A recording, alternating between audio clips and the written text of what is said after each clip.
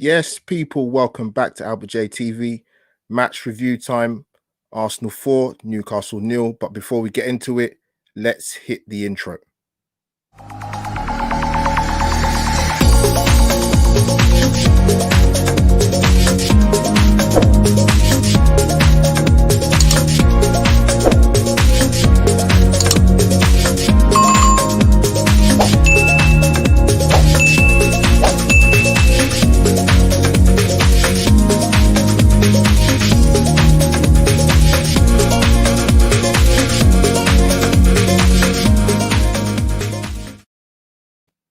Yes, people, welcome back. Welcome back.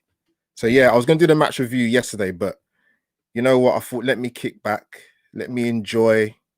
I'm beaten in 5. I'm beaten in 4 Premier League games.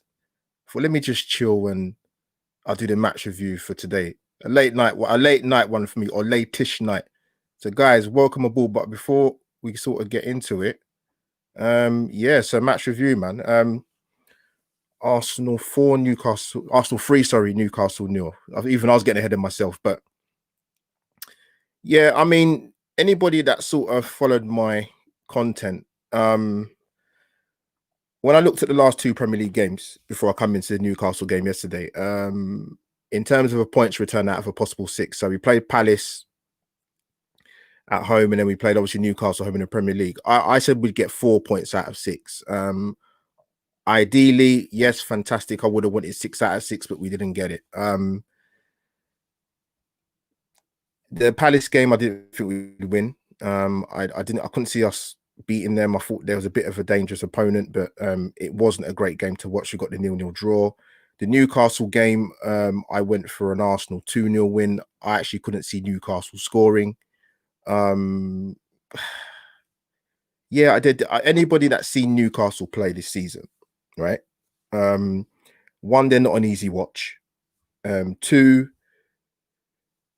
they're not going to come out on the front foot. And 3, as I said in the FA Cup game and I said in the league game, I can't see them scoring. But before I get into it even more, let me see some comments coming in. Yes, MNFC, you are right. We are live, like Martin Tyler says. Good evening to my boy Russ. Big up Arsenal Central. Go and subscribe to my guy's channel. Mark's in the chat as well. Guys, Curtis Shaw TV may possibly join me. It's not definite. He's a busy guy, but he said if he's free, he might jump on the stream. So if he doesn't come, then you've got me on my lonesome. If he does come, then I've got some company, so I'm not going to complain. But yeah, man, let me get into it. So, guys, drop some comments in, drop some questions in. If you haven't already, smash the like button ASAP and subscribe to the channel if you haven't already, but I'm sure you have. So yeah, let's get into it. So starting lineup, my predicted starting lineup for the game yesterday, 8 of the players I picked started yesterday. The only 3 that I didn't go for was Cedric, David Luiz, and Thomas Partey. As I said to many people before, Mikel Arteta, in terms of his team selections week in, week out, he's not the easiest guy to predict, which isn't necessarily a bad thing all the time, but he tends to throw in a curveball or 2. So I think for me, whenever we play now, particularly in the Premier League, I've got to say, I don't get too worked up or too upset about the team lineups because 1, it is what it is. 2, the turnaround of games is like no other we've had in any Premier League season because obviously COVID in the last 9-10 months. So you're going to get curveballs in the team selections and lineups. You'll get a nucleus of the team in terms of maybe 6 or 7 players that will start week in, week out. But generally speaking, it is what it is in Mikel Arteta. So yeah, the formation wise, I wasn't surprised. 4-2-3-1. Was happy to see Thomas Partey start. I'll be honest with you. I thought the low man up front with Lacazette and the 3 behind were the ones I thought would start, and they did. In terms of the game, guys, drop your comments in below. Tell me what you think. Boy, am I surprised the way the first half went? Going by the FA Cup game, going by what I see in Newcastle this season. Also going by what people asked me what my thoughts were, what the result was going to be. Yeah, it was what I thought it'd be. With Newcastle, when I saw their team lineup, I thought they would come out a bit more, not on the front foot, but I thought they might pose more of an attacking threat, not just through the obvious avenues of Andy Carroll and Callum Wilson. I'm not going to get started on Joe Linton because I thought Newcastle fans would go to town on him. But when I saw John Joe Shelby in the team, I did think to myself, you know what? He can pass the ball. He can pass the ball through an eye of a needle. He's got that in his locker, John Joe Shelby. So I thought, okay, Newcastle have, they're under pressure. Steve Bruce is under pressure. They might come out and post something a bit different. But I think the indication in the first 10 minutes was, I saw the stat that come up. It was Arsenal had 75% possession of the ball. So if anybody wanted an indication of how the game was going to go, there he was.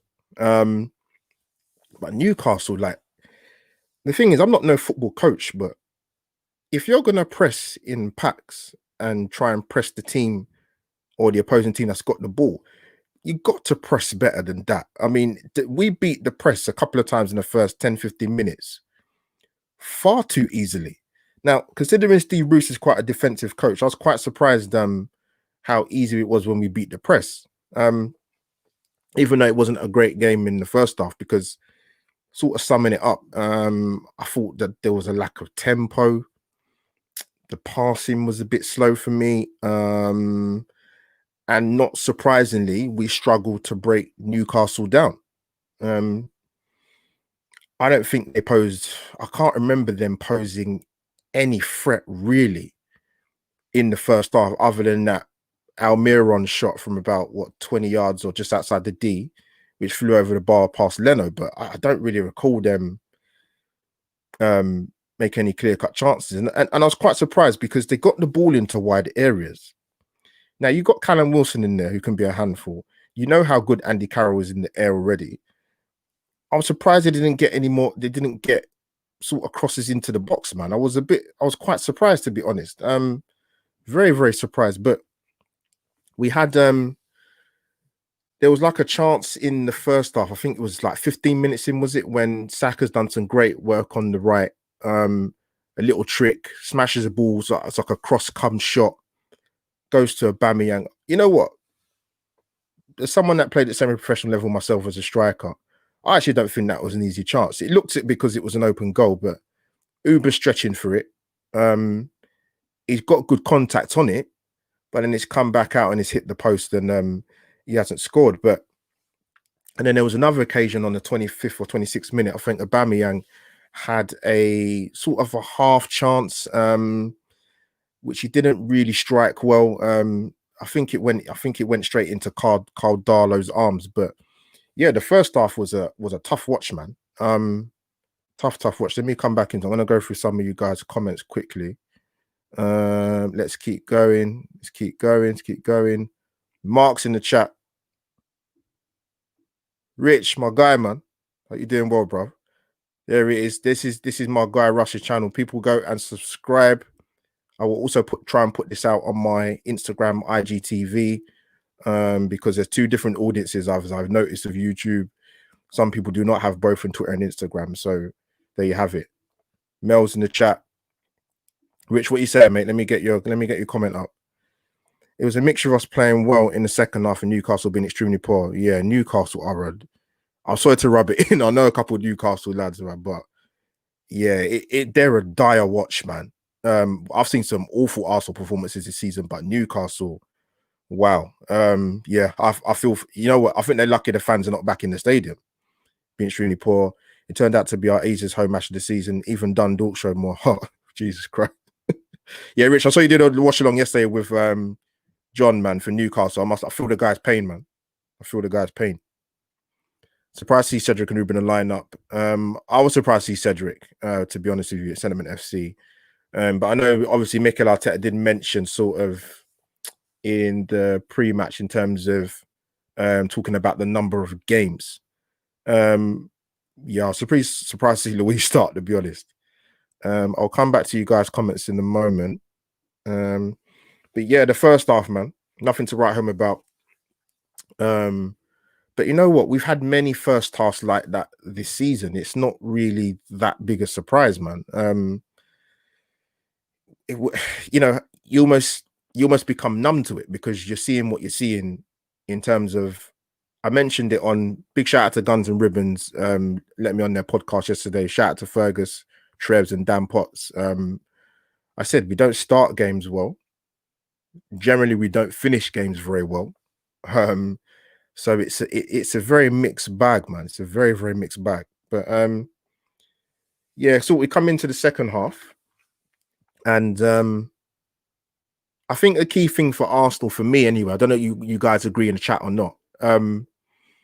Or people watching this on Periscope and Twitter or wherever. I thought if we can get a goal in the second half within the first sort of 5-10 minutes, that will 100% relax us, man, and take a bit of pressure off, and then Newcastle will inevitably have to change their game plan.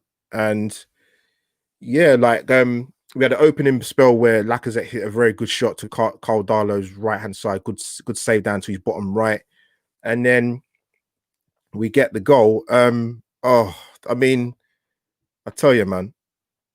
So the goal, it's mad because the goal came from a Newcastle corner. Terrible delivery by John Joe Shelvey. Thomas Partey gets the ball, hits a beautiful pass to Aubameyang. Aubameyang goes down their right hand side. Sorry.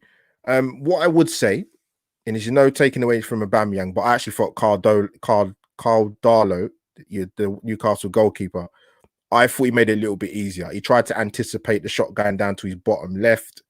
He's gone down a bit too early. Aubameyang, good strike, brilliant finish, fantastic goal. 1-0 to the Arsenal. Great picture there, man. Taken there, Aubameyang scoring a goal, and Aubameyang needed that, man. Like, a lot of people were posing the questions for what's looking at people's YouTube channels in the sense of should he even start against Newcastle? And actually, I can see the argument for him not starting.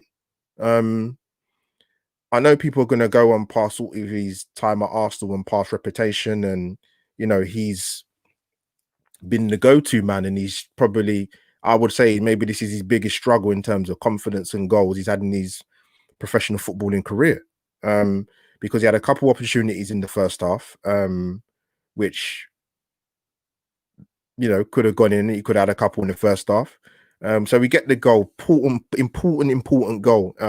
5 minutes into the second half, when we go 1-0 up, brilliant goal. What I did like, what I saw was I saw better tempo. I saw better movement, better interchange, lovely combination plays, which I don't see a lot of Arsenal. A lot of combination plays in terms of with Saka and Emil Smith-Rowe, Saka and Cedric. When I played football, being coached at a young age, the ball moves quicker than you.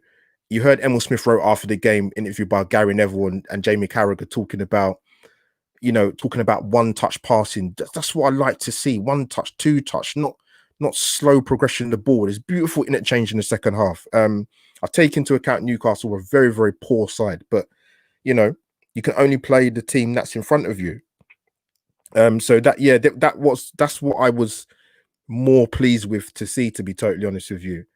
And then we get a beautiful second goal. I mean, you saw it was like a team goal, wasn't it? I mean, Leno out to Partey to Uber passes to Emil Smith-Rowe. Beautiful work down the left-hand side. Takes on Jamal Lascelles, cuts the ball back across, and a brilliant finish by Bukayo Saka. Now, it's no coincidence now that I think Emil Smith-Rowe's had, 5-6 Premier League games now? Saka's finding the net a bit more. I don't think that's a coincidence. I think one thing Bukayo Saka needed to do with his game, for me, was he's got a brilliant ability. He's got a footballing brain, amazing footballing IQ, does a trick, but then we'll get the ball into the box ASAP. He makes things happen, but what he needed from me was he needs more goals. And he's slowly adding to that, which is going to be a bonus because I'm going to come on to a couple other things a bit later. But yeah, fabulous goal. I have to give a special shout out to someone to see this man back. Two words that came into my mind, guys. Drop in the comments down below. We got a good 60 minutes out of him. Job was done. Get some minutes into his legs. He got 20 minutes, obviously, against Crystal Palace. Two words that came into my mind talking about this guy, Thomas Partey, is presence and just a control in the midfield where it sets him as class apart from what we've got. He adds there's like I said, there's a presence and a control there. A beautiful pass to Aubameyang for the first goal. He's a class apart, and I was actually happy to see Arteta bring him off after 60 minutes because I actually didn't see that coming. I don't know if anybody else called that while watching the game, if they thought, you know what, Partey's done his job, a good solid performance for 60 minutes. Let's bring him off. So for that, I will give Arteta credit. I thought, you know what, he's done his job. Let's bring him off. Let's wrap him up in cotton wool. Let's ease him back slowly because he's had a long-term injury. So he's been out for a few months. So dominating performance. I'm looking forward to seeing more from him, to be honest with you. But yeah, I was really happy with the interchange, and we sort of there was a few substitutions. So who do we have on? And then he comes on for Partey during the game. Willian comes on for Uber, and Martinelli comes on for Emil Smith-Rowe for substitutions. And then again, when I mentioned about interchange, this guy was involved. The thing with Cedric, it's a strange one. I'm interested to know what you guys think. When we signed him, I'm not going to sit here and say that I was horrified by the signing because he's Premier League experience. He's not over the hill. He's 28, I believe. He obviously he's a right back.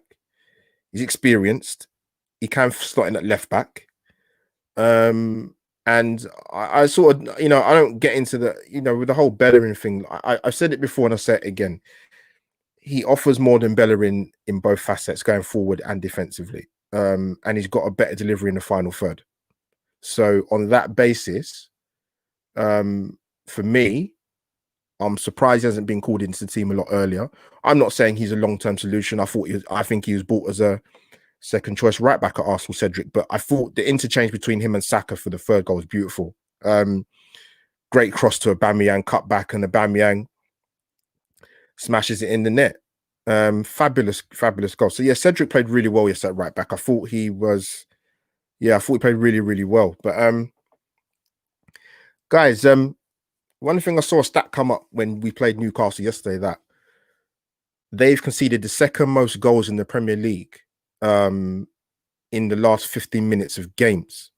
I think 3-0, to be honest with you, I think it flattered them a little bit. I think we could have got 4s and 5s. David Luiz had two brilliant opportunities. I think one was in the first half and one was in the second half with set pieces or corners where he should have at least made Carl Darlow work a bit more. But yeah, I thought we could have won by more, to be honest with you. I thought Newcastle really poor. But again, I need to highlight, you can only beat what's in front of you. So yeah, let me come back to the chat, man. Let me come back to the chat, see what you guys are saying. Guys, thanks for the interaction. The comments, you guys are flying through, man. Jesus. That's it. We are a second half team. Yeah, Rush, you know what it is, mate? We need, like I said, we don't start games very well. And we don't finish very well, mate. But when you're playing against a team like Newcastle, you're going to have a lot of possession of the ball. That's obvious. But it's what you actually do with it. That's the thing. And yeah, like, it's something that we need to address. It does still concern me going forward into some of our next fixtures, which I'll go into, which are quite tasty in terms of Premier League. Yeah, going to be some tough games coming up, mate. The way Cedric played, I can't see Bellerin getting back in. You know what it is, Mark? Big shout out to you, mate. In theory, what you're saying makes sense. In practice, Mikel Arteta, you never know, mate. You never know. Never know. Yeah, he is Russ. I think both facets, mate, offensively and defensively. Russell can cross the ball better. He can. He's got a better final delivery. Absolutely. Yeah, Newcastle offered absolutely nothing going forward. Holding Louise, Cedric were an easy street or game. I would like to believe that Cedric was tactical swap as he knew Newcastle would offer nothing. Um, you never know, Sentiment FC, mate. You never know. Rich, you know what? I haven't seen it. But I will make a considered effort to watch it because a lot of people have actually said it was a really good watch. Quite a few people said it to me. So Rich, big shout out, mate. I will get around to it. As much as I don't talk about Bellerin as a positive light, it is football related. It's never been personal with him, but I will fit that documentary in. I'm gonna come back to you guys' comments in a minute. Keep firing them in, questions or whatever. And if you haven't, smash the like button, please, guys. So yeah, sort of with the game, I want to talk about what's his face again. I thought the defense played actually pretty well. I don't know. I want to talk about my guy, man. People keep calling him the Croydon Kevin De Bruyne. I call Emil Smith Rowe or ESR. I call him the Croydon Jack Grealish. And that's purely for the whole socks thing, man. Showing off his calves. But I have to give a shout out to a lot of Gooner fans out there who have been banging the drum for Emil Smith Rowe for quite a long time. It's not been knee jerk. They've wanted this guy in the team for a long time. Unfortunately, Emil Smith Rowe had gone through a stage in his career where there were a lot of injuries and we couldn't get any consistency out of him in terms of him going on his low move when he went to the low move at Leipzig. He spent some good time at he did well at Huddersfield. He scored an important goal for him actually to keep them up last season. So but he's a beautiful player to watch, man. Emil Smith Rowe, he gets in the pockets, he's not stationary, he's not static, he moves, he goes beyond the strikers.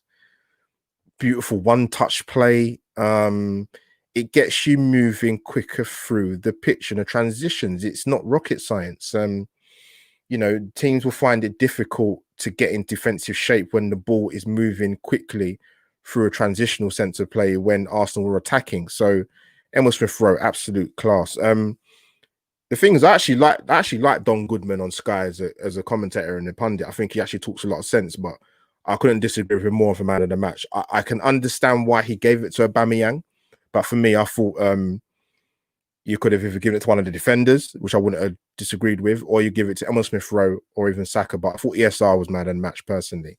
And he made great reference to Lacazette sort of being the person that's kind of, kind of looked after him and sort of added that bit of, and his experienced player sort of the go-to man. So that was good to hear him talk after the game, man. I'm not seeing Emil Smith Rowe talk much, but yeah, it's good to hear him talk after the game, man, and to see what he was saying. Brilliant talent, brilliant talent. But let me get that beautiful picture off the screen. So yeah, guys, convincing win, 3-0. Like I said, I went for 2-0. Couldn't see Newcastle scoring, and I was right. Even with the potential strike force of Callum Wilson, Andy Carroll. I give a special mention to Rob Holding. And what I will say, because you guys will know my feelings about Rob Holding. What I would say, and I kind of touched on this in my match preview for this game. He has played well in recent games, but I'm not going to get caught up in the groundswell of, the Rob Holding Appreciation Society. If I'm going by what I see on social media and a couple of group chats, you'd think we've uncovered the Fabio Cannavaro, Franco, Baresi and Maldini of North London or Bolton, whatever you want to call it. Let's just take it back a little bit, because it wasn't too long ago Arsenal fans were spitting blood when this guy walks out with a captaincy against Everton away. So as well as he's done in recent games, I'm not going to sort of jump on the, we've got an unbelievable centre-back sort of bandwagon, because I'm not going to do that.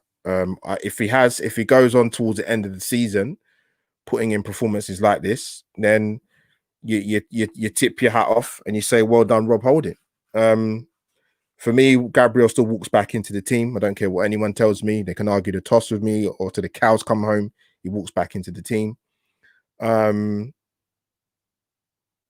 I say walk back into the team. Let me get this right in terms of how well he's done this season and him being our long-term future centre-back. That's not being disrespectful to Rob Holding or Pablo Mari or David Luiz. I just think your partner, someone with Gabriel at the moment, Holding, and with the Mari thing, he's been excellent since he's come back from the injury. But I do think with him, he was bought as a cover centre-back, to be totally honest with you. I don't think he was bought in as a starter, but again, he's done well. He has done well. So I'll give the defense props, man. I think that is our first time Arsenal have done 5 consecutive clean sheets in all competitions since 2009, which is 11 years ago, which is a long time ago. But clean sheets make a difference because it gives you the basis and it gives you the foundation to get the wins, get the W's, get some consistency, which is what we've got at the moment. I want to talk about one player. He didn't play yesterday. I'm going to bring up Maitland-Niles. You guys would have seen in terms of what Mikel Arteta said in a press conference, but I'll go through what he said. He said about Maitland. He was asked about Maitland-Niles. He said there's been a lot of players who have been left out of the squad and have had less minutes. It is about him, his performances, and how much he wants to be in the team. Now, if I'm reading between the lines, that doesn't sound good. And you guys will know from the content I've done previously that if I was Maitland-Niles a few weeks ago, I'd be knocking on the manager's door, or I'd be kicking the manager's door down to say, why am I not getting any minutes? Or is there any chance of me getting any minutes? I keep saying this, I'm going to say it again because it's relevant. I don't have any sentiment towards any of these players. The only ones I would probably push is the likes of people I love, Kieran Tierney, Bukayo Saka, people like Martinelli and ESR. But they're the youngsters, they're the future. But some of the others, I generally don't have any sentiment towards them. And if they come and go, they go. We should have took the money. Maitland-Niles should have took it upon himself to say, you know what, let me go to Wolves, man, and go on and harness my my footballing career. But yeah, I think they're quite damning words from Mikel Arteta, to be honest, because yeah, it's about him, his performances, and how much he wants to be in the team. Is he poor in training? Is it an attitude thing again? Guys, put in the comments, man. What do you think? I don't think that was very good reading for Maitland-Niles when I heard that today, what Mikel Arteta said. But listen, he's the coach, he's the man in charge. Yeah, guys, what do you think? Do you think Arteta has turned it around, or do you think it's more of a combination of because of the freedom and the expressiveness of the youngsters has kind of got him out of a hole? Or do you think it's a mixture of both? For me, the jury's still out on Mikel Arteta. I do find some of his things he says quite questionable in terms of even his substitutions, some personnel picks, some things he says in the media. The jury's still out for me. It's still out for me. I have to be totally honest. But yeah, guys, I was going to say, I saw something today in terms of Arsenal actually. Yeah, I don't know if you guys are aware of this. We have the lowest goals return in the Premier League in the top 12. Least amount of goals scored. Wow. But then you look at it and you counteract that, and we've got the 3rd best defensive record in the Premier League. But then you look at it even wider, look at the league table. You'll see it. We've played, I'll get that up in a minute. We have played 19, won 8, drawn 3, lost 8 games already, 27 points. We sit in 10th position. It's mad, isn't it? Like I said, lowest goals total scored in the top 12, but the 3rd best defensive record in the top 10 in the Premier League. So it is a mad one. 19 goals conceded. Yes, it's mad, man. Crazy set of stats, man. You know what I mean? They're black and white. But guys, we've been talking for 30 minutes now. It's not going to be a long one tonight. So get your comments, get your questions in. Because it won't be a long one. So I need to sleep. As much as I love YouTube world, man. So guys, yep, like I said before, anybody new come watching this live stream, smash the like button straight away. My Twitter and Instagram is going along the screen at the bottom. It's also in the overlay above my head. So follow me on my social media. And guys, if you don't know what to do by now, this is what you do.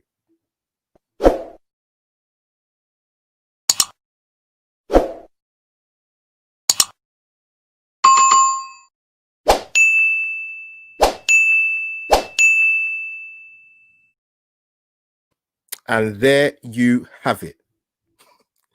So yeah, guys, I was looking at last one I'm going to finish up on. I looked at our next 4 Premier League fixtures. Yes, we've got FA Cup before that. I think we haven't got a game for a while after in terms of Premier League. So for the likes of Thomas Partey and Martinelli, they'll kind of get a bit of a rest and ease back into it, which I think is a good thing. But yeah, our next 4 Premier League games are going to be tough, guys. We have our work cut out. Mikel Arteta, you're going to have to be picking your brains, mate. So we've got, in terms of Premier League, we've got Southampton away on the 26th of January. We have Manchester United at home on the 30th of January. We have Wolves away on the 2nd of February. And we have Aston Villa away on the 6th of February. We have 4 very tough games. 3 of those games are away. Southampton away is not a good ground for us to go to. We've got Villa away, which we lost there 1-0 last season. And we've got Wolves away, which we went there and won 2-0 away last season. So tough 4 run of games. So guys, drop in the comments below or drop in the comments in the chat. What do you think will be our points return total out of 12? I've looked at it. I thought about it. I think we will get 8 points out of 12. I think we'll pick up 2 wins and I think we'll pick up 2 draws. Now, people might look at that and think 8 points out of 12 isn't good. But if you look at the games we've got, then you'll understand why I've gone for a possible 8 points out of 12. I think we will draw away to Southampton. I think we will beat United at home. I think we'll beat Wolves away. And I think we'll draw against Villa away. So that's where I think the 8 points out of 12 will come into it. It's going to be tough. I hadn't had a peek at the games we've got left. And I must admit, when I looked at those 4 next Premier League games, it's tough. Tough games. So guys, tell me what your thoughts are. What do you think our points return will be in the next 4 Premier League games? Southampton away, Man United at home, Wolves away, Villa away. Tough. Right, let's have a look at the comments in the chat, man. Yeah, I saw Rich's comment last time. Cheers, Rich. Cheers, mate. That goal was like the goal Uber scored in the cup final. It was a sublime finish. It was a good finish. He needed it, man. He absolutely needed them couple of goals, mate. It's like I said, he's not ever gone through a phase in his career like this at all. Rolls Royce of a player. Let me go through some of the more chats. Gone a bit too far. Russ, we have gone back to second half team. We started well against what's it say? CSC is Westbrook. Okay. We started off as a first half team and second half during first. Oh god, you broken English, man. First half in the recent good form back to second half. Yeah, I think I got that anyway. Cedric should be our home attacking right back, and Ainsley Maitland-Niles are way more defensive right back. I do feel a little bit sorry for Ainsley, just the fact that he hasn't played football for a very long time. He gets chucked in at left back and as a stinker. But I did say about Maitland-Niles that I've always thought this about him. his final delivery in wide areas is not great generally anyway. That's not just rustiness. That's what I've seen in terms of his time at Arsenal. So yeah, my question is to Arteta are you serious about development as Maitland-Niles? Irregular game time used here, there, and everywhere. How do you expect consistency, motivation, and performance? Joker. Yeah, it's a tough one to see. I mean, I saw that when Arteta spoke about that, and I don't know. I just think he must be questioning the guy's attitude, or the guy must be doing something in training that it's not even a case of he's not even on the bench. Sometimes he's not even making the squads. I mean, that's not good, man. But like I said, Ainsley Maitland-Niles has to be either he wants to fight for his place, or he has a reevaluation in his own time, or when he sits at home and says, "You know what? I need to leave Arsenal for my career." Because if, for example, right, transfer window, not even January, but in generally speaking, now I would love to see a Max Aarons or a Tariq Lamptey at Arsenal, right? But then he would have to go. And you have to sell Bellerin, because obviously the rumors about Bellerin today, PSG being interested. You guys know my thoughts about Hector Bellerin. If there's any truth in it, I would take the money and run. If that genuine offer is serious, apparently PSG wanted him in the summer. Don't know what happened with that, but yes, it's an interesting one. But guys, you know what? I think I have come to an end. I want to say a big up to you guys in the chat. Thank you for your loyalty as always. Great interaction as always. Wasn't going to be a long one tonight. 36 minutes in. As you guys know the drill by now. Smash that like button, share and comment, and subscribe to the channel if you haven't already. As I said before, get me on my social medias. My Instagram and my Twitter are at the top of the screen in my overlay. So guys, that is me over and out. Hashtag AlbertJTV. Arsenal 3, Newcastle 0. Next stop, FA Cup.